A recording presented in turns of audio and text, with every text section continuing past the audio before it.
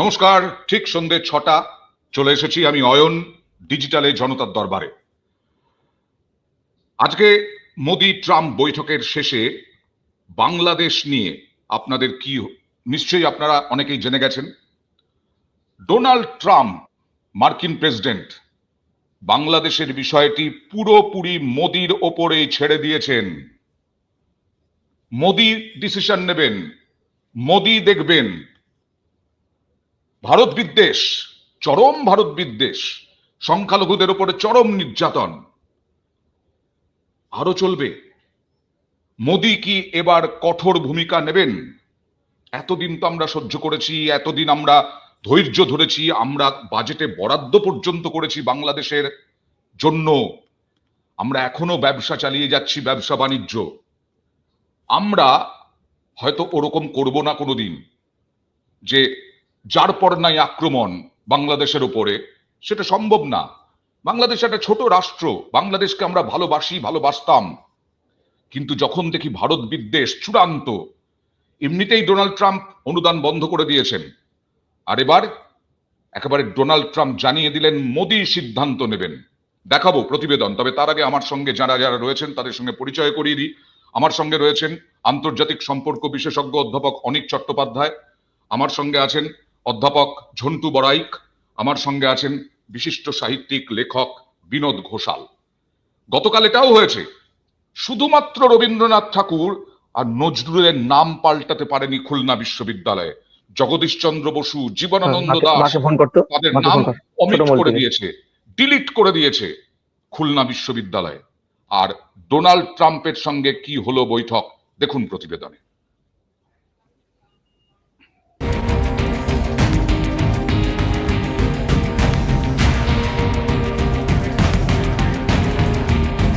আমেরিকার president Donald ট্রাম্পের সঙ্গে বৈঠক করলেন প্রধানমন্ত্রী নরেন্দ্র মোদী।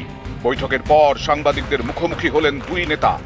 কোন কোন স্তরে আরো কাছে আসছে দিল্লি, ওয়াশিংটন। এই অবস্থায় ট্রাম্প ও মোদীর মধ্যে আলোচনার বিষয়ে বাংলাদেশ যে থাকবেই তা বলাই বাহুল্য। এর আগেও বাংলাদেশের পরিস্থিতি নিয়ে উদ্বেগ প্রকাশ করেছেন ভারতের প্রধানমন্ত্রী নরেন্দ্র মোদী। এবারে ট্রাম্প জানিয়েছেন বাংলাদেশের বিষয়টি তিনি মোদীর ওপরেই ছাড়ছেন। ওই দেশের অভ্যন্তরীণ পরিস্থিতিতে আমেরিকার কোনো গুপ্ত ভূমিকা নেই বলেও দাবি করেছেন তিনি। দুদিনের আমেরিকা সফরে গেছেন মোদী। হোয়াইট হাউসে ট্রাম্পের সঙ্গে তাঁর দ্বিপাক্ষিক বৈঠক হয়েছে। জানা যাচ্ছে সেই বৈঠকেই বাংলাদেশ প্রসঙ্গ ওঠে। পড়শি দেশের পরিস্থিতি নিয়ে ট্রাম্পের কাছে নিজের উদ্বেগ ব্যক্ত করেন মোদী। ট্রাম্প জানান তিনি বাংলাদেশের পরিস্থিতি সম্পর্কে অবগত। শেখ হাসিনার সরকারের পতনের পর অনেকে দাবি করছিলেন বাংলাদেশের অভ্যন্তরীণ রাজনীতিতে গোপনে কলকাঠি নাড়ছে আমেরিকা। মোদীর সঙ্গে আলোচনার শুরুতেই ট্রাম্প জানিয়ে দেন বাংলাদেশের পরিস্থিতিতে আমেরিকার কোনো হাত নেই। There was no role for our deep state. This is something that the Prime Minister has been working on for a long time and has been worked on for hundreds of years, frankly. I've been reading about it. But I will leave Bangladesh to the Prime Minister.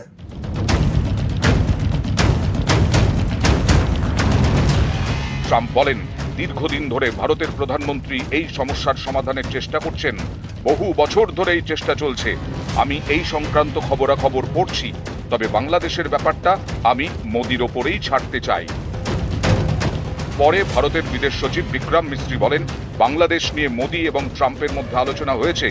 বাংলাদেশের সাম্প্রতিক ঘটনা প্রবাহ নিয়ে ভারতের দৃষ্টিভঙ্গি, অবস্থান ট্রাম্পকে জানিয়েছেন মোদি। নিজের উদ্বেগও ব্যক্ত করেছেন। আমরা আশা করছি বাংলাদেশে পরিস্থিতির উন্নতি হবে। আমরা ওদের সঙ্গে গঠনমূলক এবং স্থিতিশীল আলোচনা করতে পারবো, কিন্তু আপাতত ওখানকার পরিস্থিতিতে আমরা উদ্বিগ্ন। ট্রাম্পের সঙ্গে প্রধানমন্ত্রী সে বিষয়ে কথা বলেছেন। গত 5ই আগস্ট বাংলাদেশে হাসিনা সরকারের পতন ঘটে। প্রধানমন্ত্রী পদ থেকে ইস্তফা দিয়ে ভারতে আসেন হাসিনা। তখন থেকে ভারতেই তিনি আছেন বলে জানা যায়। হাসিনার পতনের পর বাংলাদেশে মোহাম্মদ ইউনূসের নেতৃত্বাধীন অন্তর্বর্তী সরকার গঠিত হয়েছে। তারা হাসিনার প্রত্যর্পণ চেয়ে চিঠি দিয়েছে নয়াদিল্লিকে, তবে এখনো ভারত তার জবাব দেয়নি। হাসিনা সংক্রান্ত নথিপত্র ভারতে পাঠানো হয়েছে ঢাকা থেকে। বাংলাদেশ প্রসঙ্গে মোদির ওপর কথা বলবেন না ট্রাম্প, এই বার্তাই কি তবে দিতে চাইলেন রিপাবলিকান নেতা? কট্টরপন্থীদের প্রচুর মেসেজ আসছে, আমরা নাকি অশিক্ষিত, আমরা ভারতীয়রা, আমরা এই বঙ্গের বাঙালিরা আমরা অশিক্ষিত।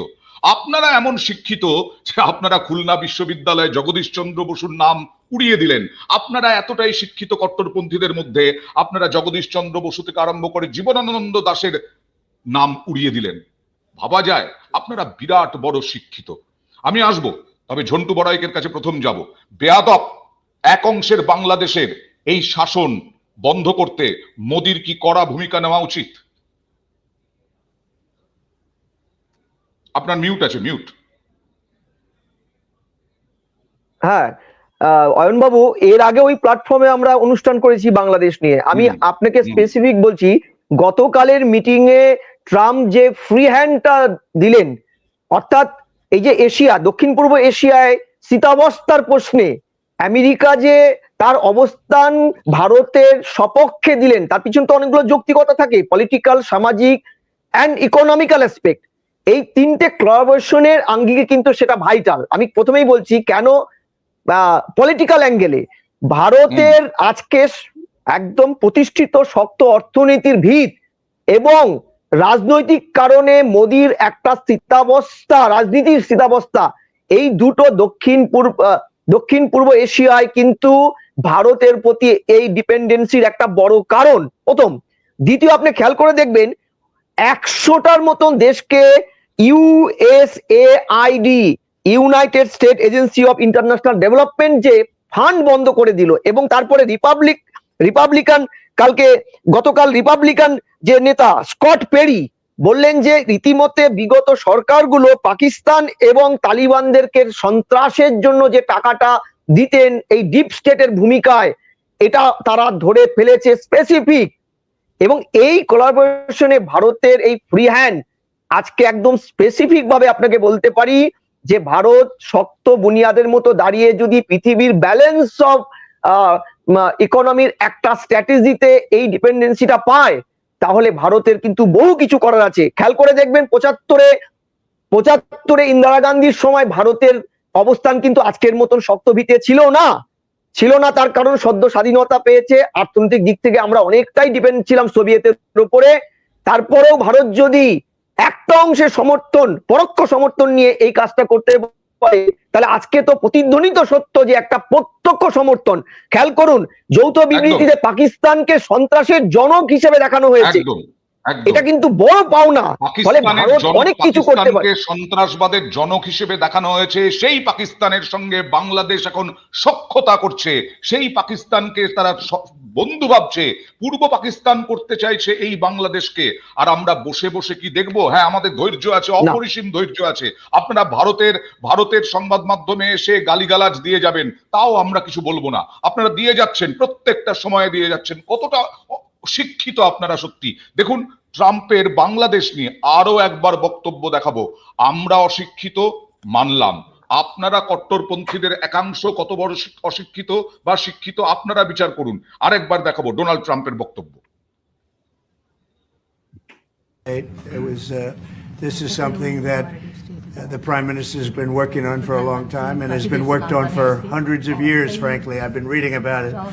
But I will leave Bangladesh to the Prime Minister. কি বোঝা গেল অনিকদা?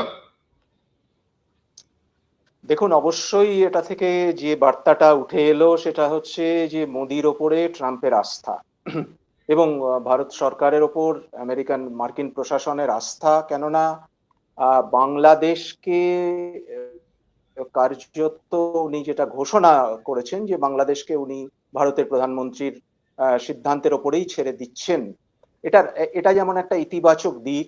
আরেকটা কথা আমাদের হয়তো আগামী দিনে আলোচনা হতে পারে বা সমাজ মাধ্যমেও আলোচনা হতে পারে, আমেরিকা কি এই বাইডেনের যে ভূমিকা ছিল, ইউএস এইড, তারা যে বিভিন্ন দেশে সরকার ফেলছে, সরকার রাখছে, সেটাই কি আমেরিকা তার থেকে কি পিছিয়ে এলো? এটা কিন্তু আরেকটি দ্বিতীয় গুরুত্বপূর্ণ দিক। অর্থাৎ আমরা জানি যে ইউএস এইড কিন্তু বিভিন্ন দেশে সরকার ফেলার পেছনে, সরকার রাখার পেছনে একটা বড় ভূমিকা পালন করেছে। ফলে একদম ট্রাম্প প্রশাসন কি সেখান থেকে সরে এলো, এই দুটো দিকই কিন্তু ভারতের পক্ষে অন্তত খুব ইতিবাচক বলে আমার মনে হয়। অর্থাৎ ভারতের ওপর আস্থা এবং আমেরিকার যে পুরনো যে কায়দা কানুন সরকার ফেলার, সেটা থেকে সরে আসা, এই দুটোই কিন্তু যথেষ্ট গুরুত্বপূর্ণ। আমরা দেশের রাজনীতির ক্ষেত্রে আমরা সমালোচনা করি মাঝে মধ্যেই প্রধানমন্ত্রী নরেন্দ্র মোদী, ডোনাল্ড ট্রাম্প, কিন্তু নতুন বন্ধু নয় ডোনাল্ড ট্রাম্প, অনেক দিনের বন্ধু, প্রধানমন্ত্রীর যথেষ্ট ঘনিষ্ঠ ডোনাল্ড ট্রাম্প। আর যেটা ঝন্টু বারবার বলছিলেন, বাংলাদেশের সঙ্গে আমাদের তুলনাই চলে না। আমরা যত বড় দেশ, যত বড় শক্তি অর্থনৈতিক দিক থেকে, আজকে দেখলেন তো আমাদের দেশে 12 লক্ষ টাকা পর্যন্ত যাদের আয় তাদের ট্যাক্স মকুব করে দেওয়া হলো। অর্থনীতি আমাদের এতটাই ঠিকঠাক জায়গায় আছে। আর আপনাদের 58,000 কোটি টাকা শুধুমাত্র এই 6 মাসে রাজস্ব ঘাটতি। আমি বিনোদের কাছে যাব। বিনোদ, এখন কি পরিস্থিতি তোমার আত্মীয় স্বজনদের? এখনো সংখ্যালঘু নির্যাতন চলছে? হ্যাঁ, প্রতিটি দিনই চলছে, এবং সেটা প্রকাশ্যে আর ফেসবুকে এখন লিখতে পারি না, কারণ তাহলে গণহারে রিপোর্ট করে এবং গালিগালাজ করে, এবং বাহ। তোমার শ্বশুরবাড়ি কোথায় সেখানে জানাও, সেখানে আমরা যাব দিয়ে হুমকিও দেয়। তো তারা প্রত্যেক দিনই খুব শঙ্কার মধ্যে দিয়েই কাটাচ্ছে অয়নদা। এবং এটা যে খুব পূর্ব পরিকল্পিত সেটাও এখন ওরা বুঝতে পারছে, আমার শ্বশুর বাড়ির যারা আত্মীয় স্বজন যারা রয়েছেন, যে এটা অনেকদিন আগে থেকেই এসব প্ল্যান করা হয়েছিল, যে কিভাবে ওখানকার যারা সংখ্যালঘু, বা পরিষ্কার কথা কোট আনকোট আমার শ্বশুর বাড়ি হিন্দু বাড়ি, তো তাদেরকে কিভাবে ওখান থেকে তুলে দেওয়া যায়, তাদেরকে সেখান থেকে বাড়ি, তাদের জমি জায়গা যা সম্পত্তি আছে সেগুলো থেকে উচ্ছেদ করা যায়। একটু আগে ঝন্টু বাবু যেটা বলছিলেন, আমিও সেটাই একই কথা বলবো। দেখুন, কিছুদিন আগে আমরা দেখেছিলাম যে একটা মিছিল হচ্ছিল বাংলাদেশে, সেখানে একজন প্রাক্তন সেনা বলছেন যে ইনশাল্লাহ 4 দিনের মধ্যে কলকাতা দখল করে নেবো। তো যাদের কাছে ভারতবর্ষ মানে কলকাতা শহর, তাদের সঙ্গে কি লড়াই করবে বলো দেখি। তারা জানে ভারতবর্ষ মানে কলকাতা শহর, অথবা খুব বেশি হলে পশ্চিমবঙ্গ, মানে অন্ধের হস্তি দর্শন যাকে বলে। তো তাদের সঙ্গে, তাদেরকে নিয়ে আমরা হাসাহাসি করতে পারি, ব্যঙ্গ করতে পারি, কিন্তু তাদের সঙ্গে লড়াই চলে না। হ্যাঁ, তাদের সঙ্গে লড়াই কি করবো, এত মূর্খ যারা। হ্যাঁ, মানে কোট আনকোট আমি একটা নির্দিষ্ট শ্রেণীর কথা বলছি, এমন নয় যে আমি সমস্ত বাংলা। না না না। প্রচুর সুবুদ্ধি সেখানেও রয়েছেন, প্রচুর সুবুদ্ধি সম্পন্ন মানুষ যারা কপাল চাপড়াচ্ছেন আমাদের মতোই, যে হায় হায় এই দেশটার কি হয়ে গেল। তাদের মুখ বন্ধ করে দেওয়া হয়েছে। ওখানে অনেক আছেন, আব্দুল্লাহ আবু শহীদের নাম আমরা, হ্যাঁ, আব্দুল্লাহ আবু শহীদের মতো মানুষ ওখানে রয়েছেন, তার কাছ থেকে কোনো স্পিচই আমরা শুনতে পাচ্ছি না। হ্যাঁ, যিনি বলেছিলেন যে মানুষ তার স্বপ্নের সমান বড়, কত বড় ওখানে তিনি বিশ্ব সাহিত্য কেন্দ্র তৈরি করেছেন, তার কোথায়, তার কোনো সে নেই এখন, তাকে থামিয়ে দেওয়া হয়েছে, চুপ করিয়ে দেওয়া হয়েছে। ফলে এখানে চলছে যেটা একেবারে মানে মৌলবাদের চাষ চলছে, এবং ট্রাম্প আমাদের এই ইউনুস নামক একটি পাপেটকে বসানো হয়েছে, এবং যারা চালাচ্ছে আমরা তাদেরও জানি, এবং কোন দিকে নিয়ে যাচ্ছে বাংলাদেশকে, এবং যারা একসময় আন্দোলন করেছিলেন নিঃস্বার্থভাবে, তারাও বুঝতে পারছেন যে নিজের পায়ে কিভাবে কুরুলটি তারা মেরেছে। এখন আর আফসোস করা আসবো যে ইউনুস কি শুধুই পাপেট বলে মনে হচ্ছে? এই ইউনুস ইলন মাস্ককে ফোন করলেন, ইলন মাস্ককে ফোন করে এবার ব্যবসা বাণিজ্যের কথা বলতে শুরু করলেন। ইলন মাস্ক ডোনাল্ড ট্রাম্পের অতি ঘনিষ্ঠ আমরা জানি, কিন্তু ডোনাল্ড ট্রাম্প কি অত সহজ, ইলন মাস্কও কি অত সহজ যে মোহাম্মদ ইউনুসের ফোনে গলে যাবেন, দিয়ে বিজনেস শুরু করবেন? না, প্রথমেই বলি, এখানে কিন্তু পাপেট বলে বা বাংলাদেশের বালখিল্য সুলভ একটা বলতে পারেন, ওই আমরা ছোটদেরকে দেখাই না, মিস্টার বিম, এগুলো চলছে, এগুলো বলা কিন্তু ঠিক নয়। আমি প্রথমেই বলি যে এই ভদ্রলোক ইউনিস কিন্তু একাধারে একজন সুদখোর ব্যবসায়ী এবং প্রচন্ড পরিমাণে দুর্নীতিগ্রস্ত একজন মানুষ। আমি আপনাকে খেয়াল করবেন, স্মল ক্রেডিটে যেদিন তিনি নোবেল পেলেন, তারপরে সারা পৃথিবীর বিভিন্ন পত্র পত্রিকায় তার একটা ক্রিটিক্যাল অ্যানালাইসিস বেরিয়েছিল যে কেনজিয়ান মডেল অফ ইকোনমিতে ছোট ছোট দরিদ্র দেশগুলোতে অধিকতর এই যে সুদবৃত্তিটাকে করা, অর্থাৎ আপনাকে বাঁচতেও দেবে না, সাধারণ মানুষকে মেরেও ফেলতে পারবে না, এরকম একটা ট্রানজেকশনে এই ধরনের স্মল ক্রেডিট গুলো দাঁড় করানোর পলিসিটা উনি তুলেছিলেন। আমি আপনাকে বলি যে এই ইউনিস সাহেবের নেতৃত্বে একটা ইসলামিক বৃহত্তর ক্যালিফাট গঠনের চেষ্টা হচ্ছে, এটা কিন্তু ট্রাম্প প্রশাসন ভালো করে জানে। দেখবেন গাদ্দাফির থেকে শুরু করে সাদ্দাম হোসেন, এই ধরনের স্বৈরাচারী ইসলামিক ফান্ডামেন্টালিস্টদেরকে মারতে তারা সরাসরি হস্তক্ষেপ করে তাদের কিন্তু কোণঠাসা হতে হয়েছিল আমেরিকাকে। তারা সফল হয়েছিলেন, কিন্তু কোণঠাসা হয়েছিলেন পলিটিক্যালি। এখন আমেরিকার স্ট্র্যাটেজি পাল্টেছে, আমেরিকা থার্ড পার্টি কন্ট্রোলিং পয়েন্টটা নিয়েছে, আমেরিকার বিদেশ নীতি সুইপ করেছে। আমেরিকা আর সুদূর 6,000-7,000 কিলোমিটার 7 সমুদ্র 13 নদী পার হয়ে সরাসরি ইন্টারফেয়ার করবে না এই ধরনের গাদ্দাফিদের মারতে। তারা প্রতিবেশী একটি শক্তিশালী দেশকে ঘাঁটি করবে। ভারতকে এই দায়িত্বটা দেওয়ার পিছনে টাইপাটাইট পার্টটা আছে। আপনি খেয়াল করুন, ওদিকে ইসরায়েলকে ভরকেন্দ্রের একটা দিকে রেখেছে আমেরিকা, একদিকে ভরকেন্দ্রের আরেকটা দিককে তারা বিশ্বাস করেছে যে দক্ষিণ পূর্ব এশিয়ায় যে ইসলামিক ফান্ডামেন্টালিস্টটা তৈরি হচ্ছে, যাতে ডিপ স্টেটের ভূমিকায় চায়না তার সুযোগ সন্ধানী পার্টটায় টাকা ইনভেস্ট করছে, বা ইলেন মার্কস বা জব সোরাস এরা করছে। এই যে এলেন তার ছেলে এবং জব সোরাস যে টাকাগুলো ইনভেস্ট করছে, তাতে সরাসরি আমেরিকা ঢুকবে না। আমেরিকা মদত দেবে পরোক্ষ, ডিপেন্ড করবে একটি দেশের উপরে। আমি শুধু একটা কথাই আপনাকে বলি যে ভারতকে যে রানা তাহিদুর রানা যে হস্তান্তর, আপনি খেয়াল করুন যে ফাইলটা আগের সরকারের দেখতে চায়নি। ভারত যখন এই সন্ত্রাসের ইস্যুতে ফাইলটা পাঠিয়েছিল সমস্ত প্রমাণ দিয়ে, ট্রাম্পের আগের যে প্রেসিডেন্ট ছিলেন তিনি কার্যত সেটা তুড়ি মেরে উড়িয়ে দিয়েছিলেন। ট্রাম্প এটা দিয়ে প্রথম পদক্ষেপ, মনে রাখবেন, বিদেশ নীতির প্রথম পার্টটায় হস্তান্তর ট্রাম্পের দ্বিতীয় ইনিংসে কিন্তু ভারতকে দিয়ে করলো। এটা ঐতিহাসিক শুধু নয়, এটা কত বড় ডিপেন্ডেন্সি তার বিদেশ নীতি। আমি এখানে অনেকটার কাছে একটু জানতে চাইবো যে বাংলাদেশের মানুষ একটু শুনুন আন্তর্জাতিক সম্পর্ক বিশেষজ্ঞ অধ্যাপকের মুখ থেকে। অবশ্যই ট্রাম্পের আমাদের প্রয়োজন ট্রাম্পকে, ট্রাম্পের কতটা প্রয়োজন ভারতকে আন্তর্জাতিক রাজনৈতিক দিক থেকে এবং অর্থনৈতিক দিক থেকে? অনেকটা দেখুন, আমেরিকার বিশেষ বিশেষ প্রয়োজন ভারতকে, এটা কিন্তু অনেক দিন ধরেই দেখা যাচ্ছে। এবং ট্রাম্প একজন ব্যবসায়ী রাষ্ট্রনেতার পাশাপাশি ট্রাম্প এই ব্যাপারটা বোঝেন। প্রথম কথা হলো, আমি অর্থনৈতিক দিকটাতে যাব। ভারতের এক বিশাল বাজার, এই বাজার কিন্তু যে কোনো দেশের কাছে খুব লুক্রেটিভ। আমেরিকার কাছে তো বটেই, কেননা আমেরিকার কাছে মানে পশ্চিমবঙ্গ মানে শুধু ইন্ডিয়া, গোটা ইন্ডিয়া নয়। না, অবশ্যই নয়। ভারত মানে শুধু পশ্চিমবঙ্গ বা কলকাতা নয়, যেটা বিনোদ বললেন, একেবারেই নয়। সারা ভারতবর্ষে যে বৃহৎ বাজার, সেটা কিন্তু শুধু আমেরিকা নয়, ইউরোপের অন্যান্য উন্নত দেশের কাছেও সেটা খুব লুক্রেটিভ। ফলে আমেরিকার ভারতের এই বাজারে ইনভেস্টমেন্ট, এই বাজারে বিনিয়োগ আমেরিকার পক্ষে অত্যন্ত গুরুত্বপূর্ণ। এর পাশাপাশি রাজনৈতিক দিকটা দেখেন, সেটা হলো যে আজকে চীনের যে উত্থান, চীনের উত্থানের পাশাপাশি চীন যেভাবে এগিয়ে যাচ্ছে, আমেরিকার সেটা মাথা ব্যথার কারণ। এবং চীনকে প্রতিহত করার মতো একটা শক্তি আমেরিকা ভারতকেই দেখতে পাচ্ছে।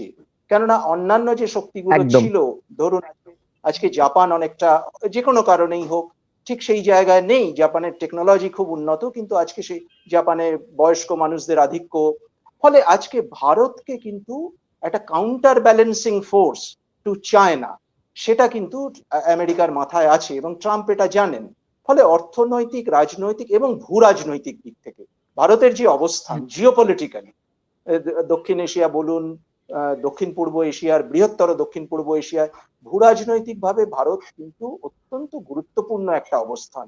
ভারতের সাথে এতগুলো দেশের আমেরিকার কাছে এতগুলো দেশের যে বর্ডার, যে এবং ভারতের আশেপাশেও অনেক দেশ আছে। ফলে এই বিভিন্ন দিক থেকে কিন্তু আমেরিকার কাছে ভারত অত্যন্ত গুরুত্বপূর্ণ। এবং সেক্ষেত্রে বাংলাদেশ আমেরিকার